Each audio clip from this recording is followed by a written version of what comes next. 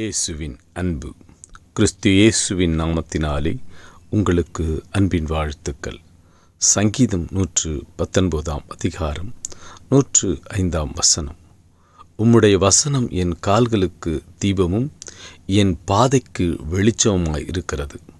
ஆம்பிரியமானவர்களே, கர்த்தருடைய வசனம் அது என் பாதங்களுக்கு தீபமாயிருக்கிறது.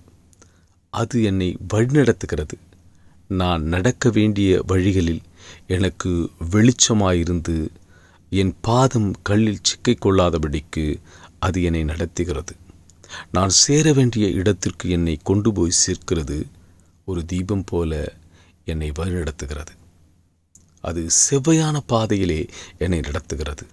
ஏனென்றால் கர்த்தருடைய வசனம் என் இருதயத்தில் இருக்கிறபடியினால், நான் அதை கைக்கொண்டு நடக்கிறபடியினால் இவ்விதமாய் கர்த்தர் என்னை நடத்துகிறார். இதோ அதே தேவன், அதே கர்த்தருடைய வசனம் உங்கள் இருதயத்தில் இருக்குமே, ஆனால் அவர் உங்களை நடத்துவார்.